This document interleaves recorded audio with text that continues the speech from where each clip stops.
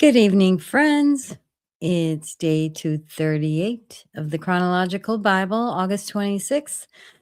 And this evening, we're going to go through Jeremiah chapter 39, verse 11 through chapter 40, verse 6, 2 Kings chapter 25, verse 8 through 21.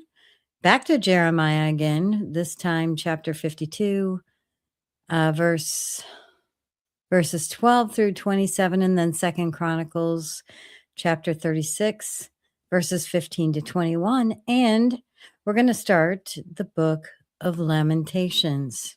All right, let's go ahead and get started.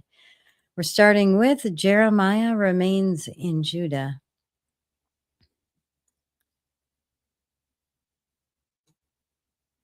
Now, Nebuchadnezzar, king of Babylon, had given these orders about Jeremiah through Nebuzaradan, commander of the imperial guard. Take him and look after him. Don't harm him, but do for him what he asks. So Nebuzaradan, the commander of the guard, and Nebuchadnezzar, a chief officer, Nergal-Sharezer, a high official, and all the other officers of the king of Babylon sent and had Jeremiah taken out of the courtyard of the guard. They turned him over to Gedaliah, son of Ahikam, the son of Shaphan, to take him back to his home. So he remained among his own people. While Jeremiah had been confined in the courtyard of the guard, the word of the Lord came to him. Go and tell Ebed-Melech the Cushite, this is what the Lord Almighty, the God of Israel, says. I am about to fulfill my words against this city, words concerning disaster, not prosperity. At that time they will be fulfilled before your eyes. But I will rescue you on that day, declares the Lord. You will not be given into the hands of those you fear. I will save you. You will not fall by the sword, but will escape with your life, because you trust in me, declares the Lord. Jeremiah freed.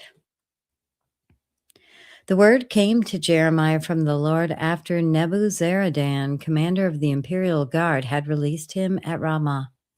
He had found Jeremiah bound in chains among all the captives from Jerusalem and Judah who were being carried into exile to Babylon.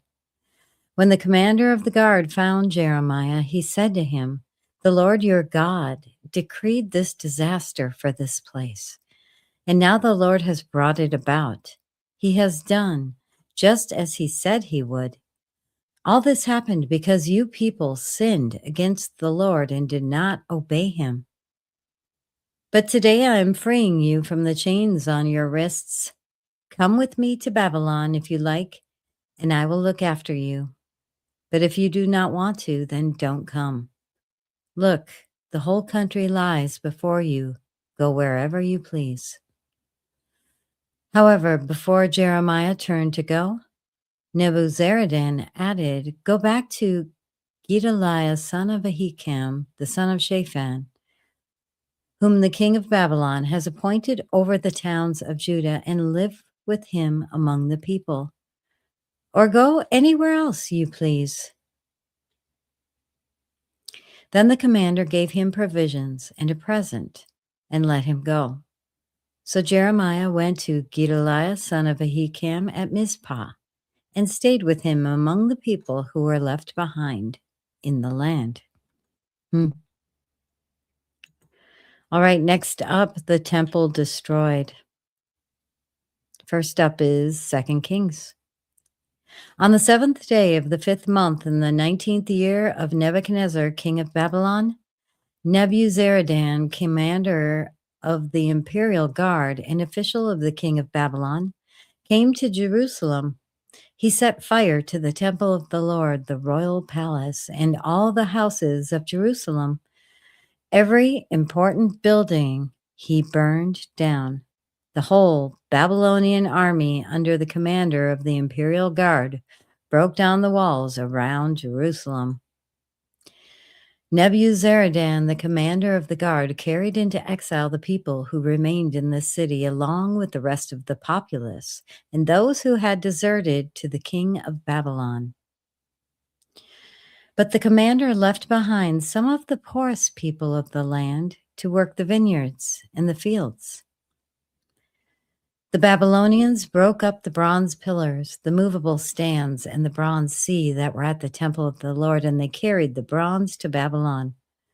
They also took away the pots, shovels, wick trimmers, dishes, and all the bronze articles used in the temple service. The commander of the imperial guard took away the censers and sprinkling bowls, all that were made of pure gold and silver. The bronze from the two pillars, the sea, and the movable stands which Solomon had made for the temple of the Lord was more than what could be weighed. Each pillar was 18 cubits high. 18 cubits high is about 27 feet. Wow. The bronze capital on the top of one pillar was 3 cubits high and was decorated with a network and pomegranates of bronze all around. The other pillar, with its network, was similar. The commander of the guard took as prisoners Seraiah, the chief priest, Zephaniah, the priest next in rank, and the 3 doorkeepers. Of those still in the city, he took the officer in charge of the fighting men and the 5 royal advisors. He also took the secretary, who was chief officer in charge of conscripting the people of the land, and 60 of the conscripts who were found in the city. Nebuzaradan, the commander, took them all and brought them to the king of Babylon at Riblah. There at Riblah, in the land of Hamath, the king had them executed. So Judah went into captivity away from her land. Now Jeremiah. On the 10th day of the 5th month, in the 19th year of Nebuchadnezzar, king of Babylon, Nebuzaradan, commander of the imperial guard who served the king of Babylon, came to Jerusalem. He set fire to the temple of the Lord, the royal palace, and all the houses of Jerusalem. Every important building he burned down. The whole Babylonian army under the commander of the imperial guard broke down all the walls around Jerusalem. Nebuzaradan, the commander of the guard, carried into exile some of the poorest people and those who remained in the city, along with the rest of the craftsmen and those who had deserted to the king of Babylon. But Nebuzaradan left behind the rest of the poorest people of the land to work the vineyards and the fields. The Babylonians broke up the bronze pillars, the movable stands, and the bronze sea that were at the temple of the Lord, and they carried all the bronze to Babylon. They also took away the pots, shovels, wick trimmers, sprinkling bowls, dishes, and all the bronze articles used in temple service. The commander of the imperial guard took away the basins, censers, sprinkling bowls, pots, lampstands, dishes, and bowls used for drink offerings, all that were made of pure gold or silver. The bronze from the 2 pillars, the sea, and the 12 bronze bowls under it, and the movable stands, which King Solomon had made for the temple of the Lord, was more than could be weighed. Each pillar was 18 cubits high and 12 cubits in circumference. Each was 4 fingers thick and hollow. The bronze capital on the top of one pillar was 5 cubits high and was decorated with a network and pomegranates of bronze all around. The other pillar with its pomegranates was similar. There were 96 pomegranates on the sides. The total number of pomegranates above the surrounding network was 100. The commander of the guard took as prisoners Seraiah, the chief priest, Zephaniah, the priest next in rank, and the 3 doorkeepers. Of those still in the city, he took the officer in charge of the fighting men and 7 royal advisors. He also took the secretary, who was chief officer in charge of conscripting the people of the land, 60 of whom were found in the city. Nebuzaradan, the commander, took them all and brought them to the king of Babylon at Riblah. There at Riblah in the land of Hamath, the king had them executed. So Judah went into captivity away from her land. All right, now 2 Chronicles. The fall of Jerusalem. The Lord, the God of their ancestors, sent word to them through his messengers again and again, because he had pity on his people and on his dwelling place. But they mocked God's messengers, despised his words, and scoffed at his prophets, until the wrath of the Lord was aroused against his people, and there was no remedy. He brought up against them the king of the Babylonians, who killed their young men with the sword in the sanctuary, and did not spare young men or young women, the elderly or the infirm. God gave them all into the hands of Nebuchadnezzar. He carried to Babylon all the articles from the temple of God, both large and small, and the treasures of the Lord's temple, and the treasures of the king and his officials. They set fire to God's temple and broke down the wall of Jerusalem. They burned all the palaces and destroyed everything of value there. He carried into exile to Babylon the remnant who escaped from the sword, and they became servants to him and his successors until the kingdom of Persia came to power. The land enjoyed its Sabbath rests. All the time of its desolation, it rested, until the 70 years were completed in fulfillment of the word of the Lord spoken by Jeremiah.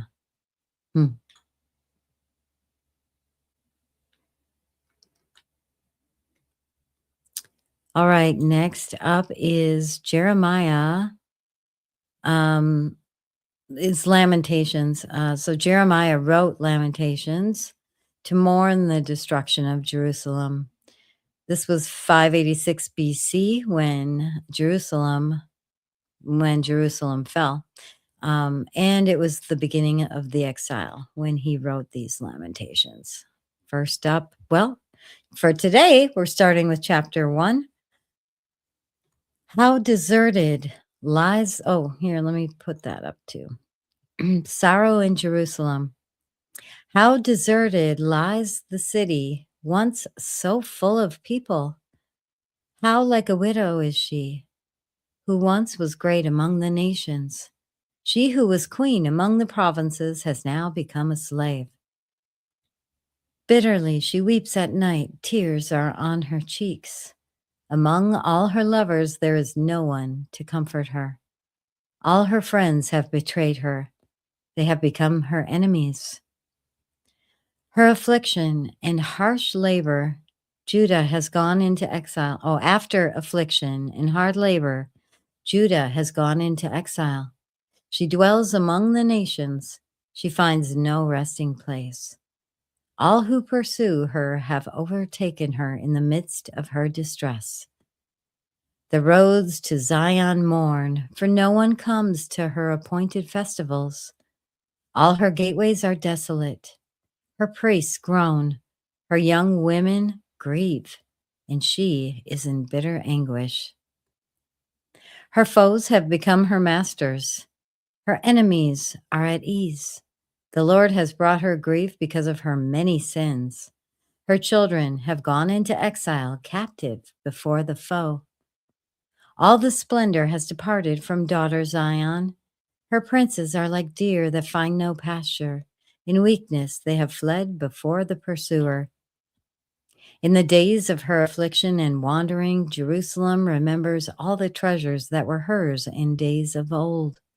When her people fell into enemy hands, there was no one to help her. Her enemies looked at her and laughed at her destruction. Jerusalem has sinned greatly and has so become unclean. All who honored her despise her, for they have all seen her naked. She herself groans and turns away. Her filthiness clung to her skirt. She did not consider her future. Her fall was astounding. There was none to comfort her. Look, Lord, on my affliction, for the enemy has triumphed. The enemy laid hands on all her treasures. She saw pagan nations enter her sanctuary, those you had forbidden to enter your assembly. All her people groan as they search for bread. They barter their treasures for food to keep themselves alive. Look, Lord, and consider, for I am despised. Is it nothing to you, all you who pass by? Look around and see. Is any suffering like my suffering that was inflicted on me, that the Lord brought on me in the day of his fierce anger? From on high he set fire, sent it down into my bones. He spread a net for my feet and turned me back. He made me desolate, faint, all the day long. My sins have been bound into a yoke. By his hands they were woven together. They have been hung on my neck, and the Lord has sapped my strength. He has given me into the hands of those I cannot withstand. The Lord has rejected all the warriors in my midst. He has summoned an army against me to crush my young men. In his winepress, the Lord has trampled virgin daughter Judah. This is why I weep and my eyes overflow with tears. No one is near to comfort me, no one to restore my spirit. My children are destitute because the enemy has prevailed. Zion stretches out her hands, but there is no one to comfort her. The Lord has decreed for Jacob that his neighbors become his foes. Jerusalem has become an unclean thing among them. The Lord is righteous, yet I rebelled against his command. Listen, all you peoples, look on my suffering. My young men and young women have gone into exile. I called to my allies, but they betrayed me. My priests and my elders perished in the city while they searched for food to keep themselves alive. See, Lord, how distressed I am. I am in torment within, and in my heart I am disturbed, for I have been most rebellious. Outside, the sword bereaves. Inside, there is only death. People have heard my groaning, but there is no one to comfort me. All my enemies have heard of my distress. They rejoice at what you have done. May you bring the day you have announced, so they may become like me. Let all their wickedness come before you. Deal with them as you have dealt with me because of my sins, because of all my sins. My groans are many, and my heart is faint. All right, that concludes the reading for day 238. Lamentations, we're getting into that. And I think next month we'll be starting the Gospels. I'm looking forward to that. Thank you so much for joining. Be sure to like so the word gets out to more people, and subscribe, and you can be informed when I go live each day. All right, we'll see you tomorrow. Thank you. Have a good night. Bye-bye.